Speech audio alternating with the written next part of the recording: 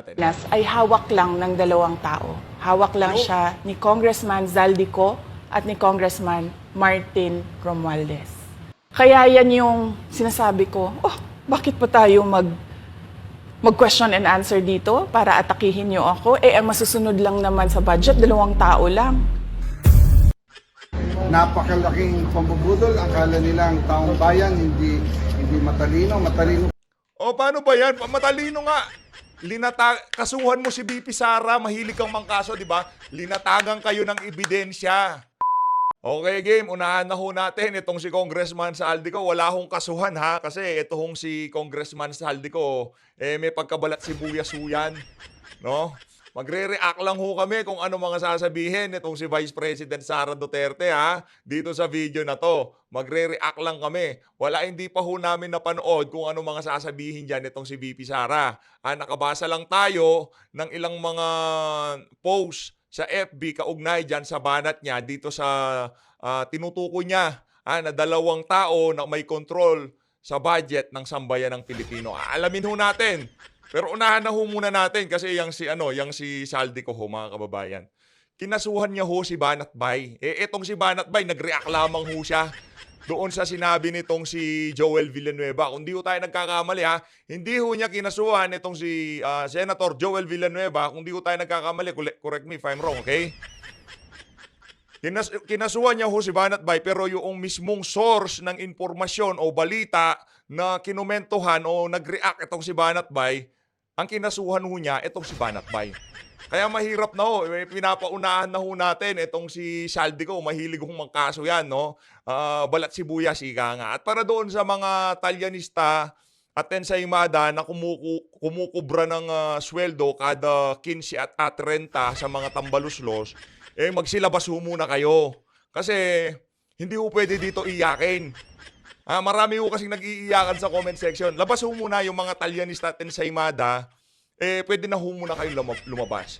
Pero bago ho natin umpisahan ang ating reaction video kaugnay dyan sa mga banat nitong si Vice President Sara Duterte na hindi pa ho natin napanood at magre-react lang ho tayo sa mga sasabihin ni BP Sara, huwag naman ho sanang ikayamot nitong si Congressman Saldico na mayroong pagkabalat sibuyas. Babanata. Ayaw ho natin ng ganito. Pero tahimik na lang ho tayo. Dadaan na lang ho natin sa facial expression. Okay ho ba yun? O hindi na ho tayo magsasalita. Daan na lang ho natin sa facial expression. Pagka medyo galit, ganito tayo. Pagka medyo masaya, ganun na lang, okay? Pag galit, ganun na lang, okay? Wala na hong banatan. Wala na hong sagutan kasi kasi parang kinder yang si Saldico. Iyakin. Di pa nag-umpisa, kakanood lang niya, no? Hanap niyo yung PH update na yan. Tinawag akong balat sibuyas. Di naman ako balat sibuyas Balat onion ako. Wala mapipikon.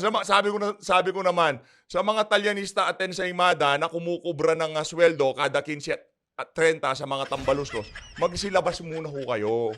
Kasi di pwede dito iyakin. Pagka nababanatan yung mga amo nyo, nag-iiyakan kayo.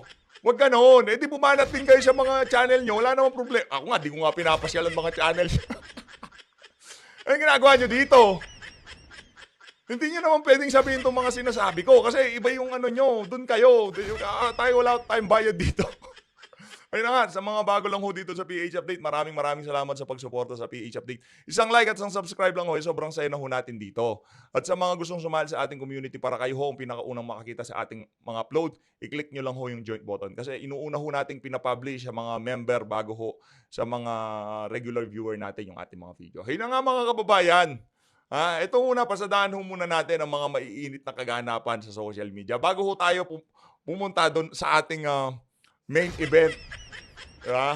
Ang main event ho kasi dyan, yung mga banat nitong si Vice President Sara Duterte. Meron din hong interview dito itong si Saldico. Meron pa ho siyang nalalamang budol-budol Sino ho ba kayang budol-budol? Ikaw, Saldico biglang sumikat pangalan mo, Brad. Sikat ka, tignan mo pinagtatawanan ka ng buong sambayan ng Pilipino. Ayan Inquirer. Talaga naman ang mga viewer ng Inquirer, wala akong ginagawa yun sa mga post ng Inquirer, kundi pagtawanan yung mga post ng Inquirer. Pero okay lang, oh. Saldico, sikat ka na. Ito, mga kababayan. Update ho muna tayo ng mabilisan, no? Itong kay Congressman Rodante Marcoleta. At dito kay doon sa nangyari sa kay OJC. Mapanganggang ngayon mga kababayan, mainit pa rin ho ang usapin dito sa mga kasinungalingan ng administrasyon kaugnay doon sa nangyari diyan sa kay OJC. Kung maaalala nyo ho mga kababayan, nung una ang sinasabi ho ng Malacanang, wala silang kinalaman diyan sa mga nangyayari sa kay OJC. At nung medyo umiinit na ang sitwasyon, bigla hong bumirayang si Bangag. Ang sabi ho niya, walang tear gas, walang armas. Talagang ang sole purpose ng mga pulis doon sa kay OJC para mapanatili ang katahimikan doon sa lugar, di ba ho? Naku po, umulan. Di ba ho?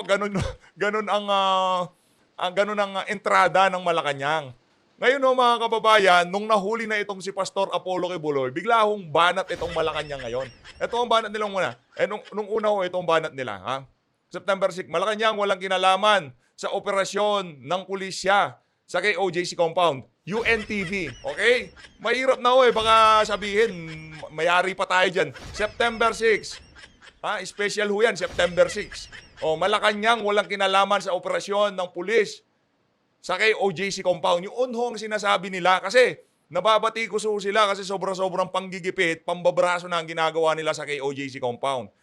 Eto matindi dito mga kababayan, pambihira ho talaga itong si Marcos Jr. Ibang klase yung level ng pagkabangag nitong presidente na to. Nung una, dinideny nila dahil napakaraming batikos. Nung nahuli na si Pastor Quiboloy, meron na ho siyang instruction.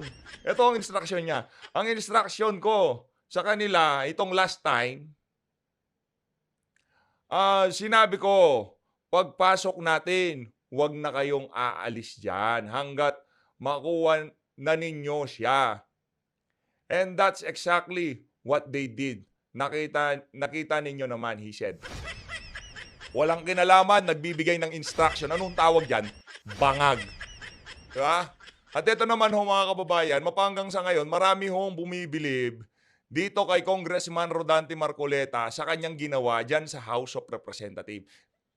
Ito ho, itotoo naman, hindi naman ho kaalyado, hindi naman ho alay nitong si Vice President Sara Duterte, itong si Congressman Rodante Marcoleta. Magkalinawan ho tayo.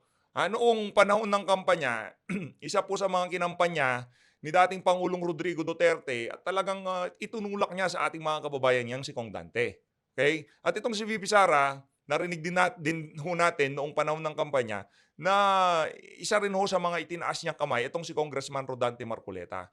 Pero bilang isang honorable congressman, bilang congressman na sumusunod diyan sa kanilang tradisyon sa napakahabang panahon, siya ho tumayo. Siya ho tumayo para, kumbaga, tapusin na yung mga kalokohan na gustong gawin ng mga tambaluslos dyan sa budget ng Office of the Vice President para masunod yung tradisyon. Kasi yun ho talaga ang nangingibabaw dyan sa House of Representatives, sa Senado, dyan sa House. Yung tradition at yung kanilang mga rules. Sabi pa ni Kong Dante, minsan, mas hinuhonor pa nila yung tradition kaysa sa rules. Kasi yung tradition ho na yon, hindi pa congressman lahat ng nakaupo dyan, pero nandyan na yung tradition na yan. Ang issue ko kasi dito, double standard itong mga congressman na to. Diba? Sa OP, sa Office of the President, tradisyon, nire-respeto yan. Pero kay Vice President Sara Duterte, dahil talagang minekos-mekos na ho ang politika dyan sa committee na yan, dyan sa Committee on Appropriation nitong si Saldico. Okay, Saldico kaya pala di ka umuupo bilang hindi ikaw ang nagpipreside hindi ikaw si Madam Chair hindi ikaw yung tumitimon dyan sa APRO kasi alam mo darating yung panahon mababanatan ka. Ramdam siguro nitong si Saldico, no? Baka mabanatan ako ni Vicky Sara. At yun na nga mga kababayan, ito na nga ho. Again, saludo kay Congressman Rodante Marcoleta. Isa ho munang palakpakan dyan para kay Kong Dante. Dalawahin na ho natin. Tatluhin na ho natin para sa susunod na eleksyon. Ayun na nga mga kababayan, hindi pa ho nagdeklara yan. Pero alam ho ng mga datihan sa PH Update na talagang kinampanya ho natin yung mama na yan, last election. No? Sa lahat ng video natin, yung pagmumukha niya na to. Hindi, masaya naman, no? Kahit hindi siya kaalyado ni VP, ay si Sid Ungab talaga yung kaalyado niya dyan. Tsaka itong si Madam Gloria. tsaka yung isang chubby-chubby na congressman. Yun yung mga kilalang alay nitong si Vice President Sara Duterte. Pero itong si Kong Dante, dahil ano lang ho siya, pinanindigan lang niya yung pagiging honorable niya at yung long-standing tradition dyan sa House of Representatives. Isa pa hong palakpakan. At yun na nga mga kababayan. Ngayon ho, dumako na ho tayo dito sa ating main event. Bago ho natin pakinggan at mag-react dyan sa ambush interview na yan, itong si Saldico dyan sa mga media, na kung saan sasagutin ho niya ang mga banat nitong si Vice President Sara Duterte sa kanya. Hindi ko alam, parang may ihihiw siya sa short eh. Hindi, totoo lang ha. Halatang may galit na lang. Pagkagalit, alam nyo na ho ibig sabihin. Hindi na tayo, iyakin nga yan, mahirap na, baka kasuhan tayo. Huwag na ho tayo mag-react, okay? Hindi ho tayo magre-react. Basta ano lang ho tayo.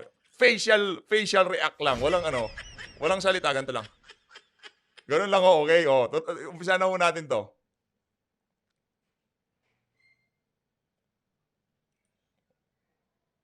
Ulitin lang ho natin para dun sa mga ensaymada at talyanistang iyakin.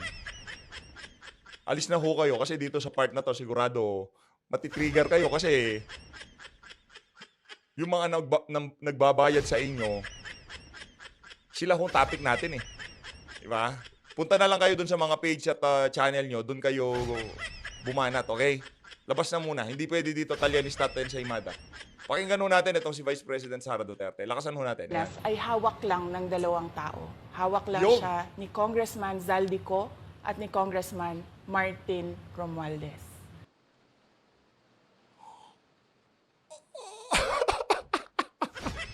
Hindi nga! Si Saldico, yung chairman ng appropriation, walang na-approve na budget pagka hindi binigyan ng go signal ng mga tambaluslos.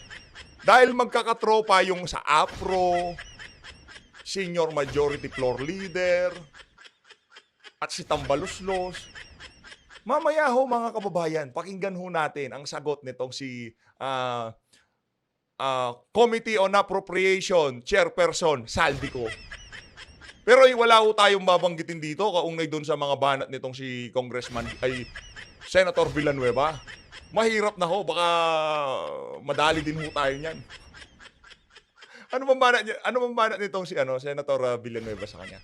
Napanood ko pero nakalimutan ko na lang yung banat eh. Comment nyo na lang sa baba, kalimutan ko eh. Yan ang katotohanan. Hmm. Halimbawa ko dito, medyo mahaba ito, kaya pagpasensyahan mo. Ang halimbawa Okay lang madam, kahit umabot ho tayo ng 5 oras dito, okay lang sa akin. Habahan nyo ko dito, sa DepEd muna tayo. Sa DepEd. Department of Education, noong taong 2023, 23. merong 5 billion na inapprove para sa classroom construction. Nagulat ako.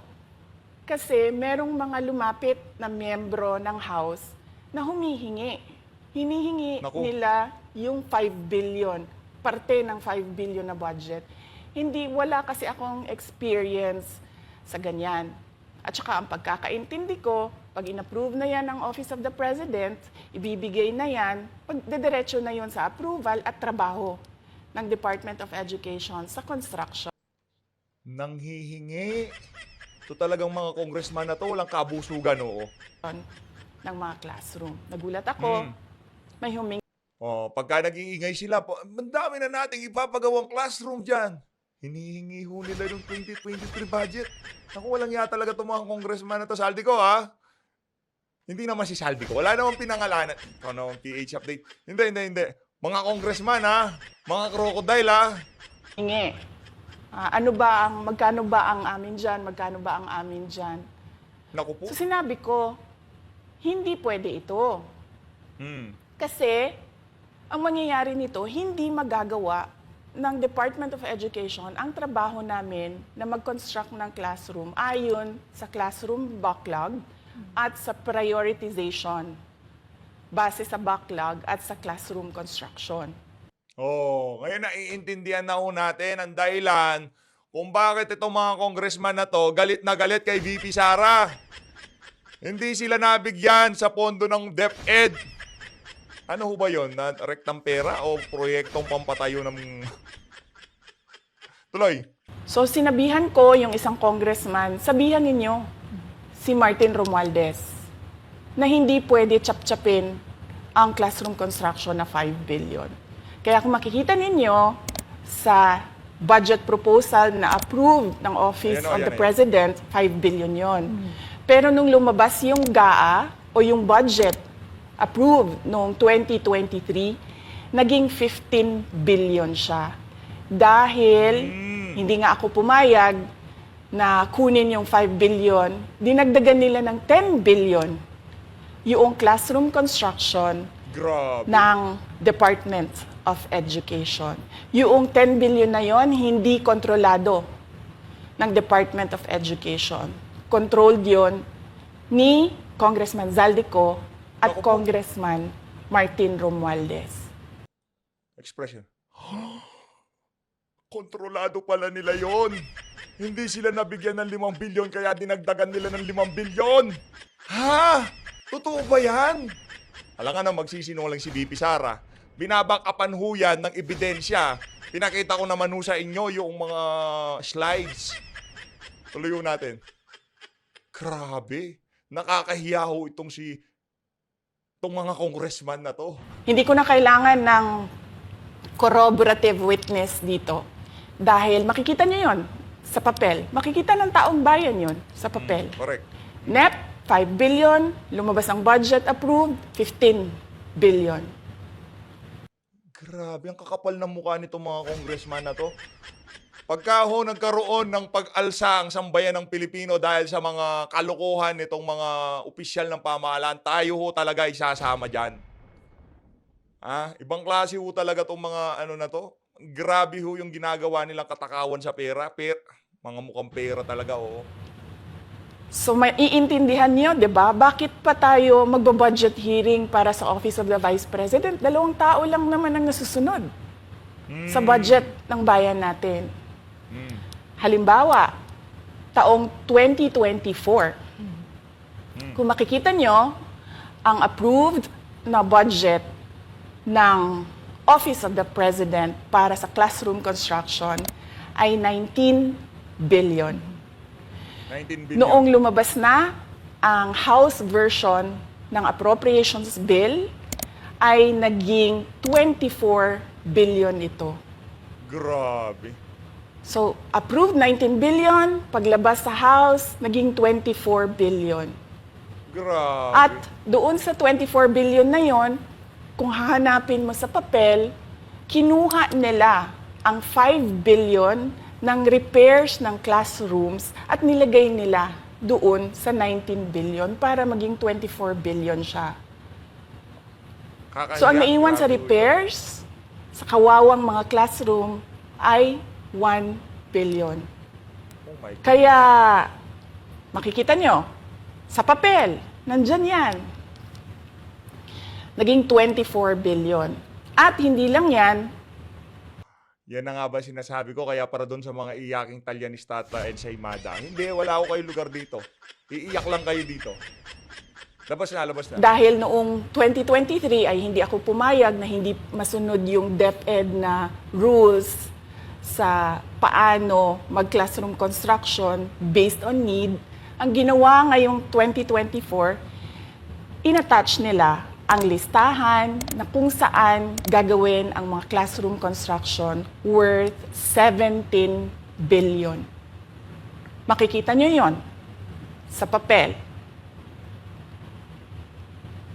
Pagdating namin sa Senate, nakita yon ng mga senador. Tinanong nila ang Department of Education, totoo ba o hindi totoo na galing sa inyo ang listahan ng 17 billion ng mga classroom construction? So sabi namin sa mga senador, hindi totoo. Hindi namin magagawa yung trabaho namin. Hindi natin masasolve ang classroom backlog kung ganito ang nangyayari. Pwede ba ninyo kaming tulungan? Yung mga senador naman, very helpful sila. Oo, tulungan namin kayo. Kaya nga, kung makikita ninyo sa interpellation ng isang senador doon sa budget hearing sa Senate, tinanong niya diretso, galing ba sa DepEd ang listahan ng 17 billion? Galing ba sa DepEd ang listahan na inattach doon sa House version? Sinabi namin hindi. Hindi galing sa amin yan. On record yon. Makikita nyo sa mga videos, balikan nyo yung mga videos. Makikita nyo. Yes, my concern, Madam Chair, Mr. President, under the GAB, I observed that there was an increase in the budget for the construction of new classrooms from 19.6 billion to 24.6 billion. However, this is my concern, which you mentioned earlier, that the repairs and rehabilitation of classrooms was decreased from 6.5 billion to 1.5 billion. I also have information, Madam Chair, Mr. President, that 24.6 billion allocated under the GAB, but only 9.8 billion from the allocation is left to the discretion of DepEd. Kaya hindi ko na kailangan ng witness kasi makikita nyo sa papel. Tapos dumating ang BICAM, walang nangyari dahil ang nasusunod doon ay si Congressman Zaldico at si Congressman Martin Romualdez. Naku po. Kaya nandun pa rin naka-attach yung 17 billion na ginawang listahan ni Co at ni Romualdez. In fact, balik lang ako konti sa'yo ha. Kahit yung mga congressman, nakikita nila yung problema ng ginawa nila na pag-attach ng listahan sa budget. Kasi doon sa basic education hearing noong May 2024 ng House of Representatives, merong isang congressman nagreklamo, bakit ang tagal ng classroom construction? Bakit ang tagal? Eh sabi nung USEC ng DepEd, kasi may pabago-bago sa listahan ng DPWH dahil hindi kami ang gumawa ng listahan. Yeah, Mr. Chair, with respect to the 17 billion in Annex A of the GAA, we are not privy on how the school sites were chosen. So, be it as it may, How is it chosen? I'm not privy to that, Mr. Chair. As, when the GAB came out, there was a 14.7 billion Annex A. Then when the committee, the GAA came out, from 14.7 it became 17 billion. So we are not privy to how the list was generated. So dagdag ko lang yan doon sa confirmation na kinuha nila yung budget ng DepEd at isa yan sa mga rason kung bakit ako nag-resign sa Department of Education. Hindi na ako papayag na sa susunod na taon, ganyan pa rin ang gawin nila at ako yung mananagot sa ginagawa nila. Grabe. Grabe ho pala yung mga kalokohang ginagawa ng mga congressman na to. Sinisisi natin yung mga head ng mga ahensya, pero yung pinanggagalingan ho pala ng problema, mismong House of Representatives. Naku po. Kaya yan yung sinasabi ko, bakit pa tayo mag-question and answer dito para atakihin niyo ako? Ang masusunod lang naman sa budget, 2 tao lang. Naku, abangan bukas. Pagka ho ganyan, abangan bukas. Naku, meron na namang iiyak bukas. Paano ba yan? Ito ang tinatawag natin, the VP serye. Sige, sige nga, tingnan natin kung ano yung mga punto de vista ng mga kasama natin dito sa PH Update. Anong masasabi nyo doon sa mga revelasyon, ha? Tama naman yung sinabi ni VP Sara nung nag-resign siya. Balang araw sasabihin niya ang tunay na dahilan kung bakit siya nag-resign bilang Department of Education Secretary. Kaya para dito kay Angara, galing-galingan mo sir ha. Sa bagay, hindi na nila gagawin yan sa'yo kasi pagka ginawa pa nila yan sa'yo, wala na, mayayari ka. Mayayari na sila talagang dokumentado ho yung mga sinasabi dito ni Vice President Sara Duterte. Again, saldi ko, hindi kita binabanatan. Wala akong sinasabing masama sa'yo. Yun ang sabi ni Vice President Sara, okay? Ngayon naman ho, punta ho tayo dito kay Congressman Saldi ko. No? Medyo humaba yung video natin. Okay lang ho. Yan, ito. Ito, sagot nitong si Saldico. Ayan. Sagot ho nitong si Saldico sa mga sinabi ni VP Sara. Ito. Interview ni VP, talagang Oh. diretsahan na niyang sinabi, ikaw lang daw kasi speaker ang may hawak ng budget sa Pilipinas. Una-una, again, pangbubudol na naman po yan. Hindi naman mahilig mambudol ang mga Duterte, sir. Ito dito sasagutin kita ha. Hindi mahilig mambudol yung mga Duterte. What you see is what you get sa mga Duterte. At kung ayaw ka ng mga Duterte, sasabihin nila sa inyo, hindi sila mga plastic. Nakagaya ng mga nakapaligid kay Marcos Jr. kay Tambaluslos. Okay, magkalinawan tayo, walang pambubudol. Ang pinakamalaking pambubudol na nangyari dito sa bansang to, nung naluklok yang si Marcos Jr. sa Malacanang. Kaya tigilan mo yan, sir ha. Napakalaking pambubudol. Akala nilang taong bayan hindi matalino. O paano ba yan? Matalino nga. Kasuhan mo si VP Sara, mahilig kang mangkaso, di ba? Linatagan kayo ng ebidensya. Sir, linatagan kayo ng ebidensya. Dokumentado, ha? Dokumentado. Sasagutin po natin yan. Una-una po, ang miyembro po ng appropriations is around 100. Sagutin nyo yung mga figure na binigay ni VP Sara. Wala kaming pakialam dyan sa mga minions nyo na member, vice chairman. Wala kang pakialam doon. Kontrolado nyo lahat yung mga yan. Sino makakapalag dyan? 39. Ang vice chair po is around 56. 56 daw ang vice chair ng APRO. Ano ngayon? Sino bang boss dyan? Kung anong gusto ni Tambaluslos, yun lang mangyayari. Wala, mga kababayan, yung mga member, vice chair, wala ko tayong pakialam dyan kasi hindi naman nasusunod yan. Yung isang vice chair, tatayo siya dahil merong nangyayari sa budget. Hindi. Gusto niyong napalo kay Tambaluslos? Ang congressman po is 300. Meron po tayong mga senador na 24. Meron pong Yun na nga rin-raise nila. At sa mga hearing sa Senado, marami na hong nagpaparinig sa inyo. Ito, diretsahan tayo ha, doon sa flood control. Pati yung mga senador doon, ano nangyari sa budget? Tinanggal nila. Sinong sila? Kinuha nila. Sinong sila? Wag ho tayong maglokohan dito. Maging yung mga nasa Senado, buwisit na buwisit sa inyo. Yun ang totoo, real talk ha. Noong nagkaroon ng hearing kaugnay doon sa Bagyong Karina, sinubaybayan ho natin yon. Anong sabi ng mga senador? Wag na. Natakot pa nga yung iba. Wag na tayo magturuan dito. Ano ba nangyari sa budget? Ano ba? Yung flood control master plan. Wala pa pong master plan. Ano ba nangyari sa budget? Ano po? Ganito po kasi. Hindi nila mabanggit anong nangyari. Sinong kumuha? Sige nga, pakisagot sinong kumuha.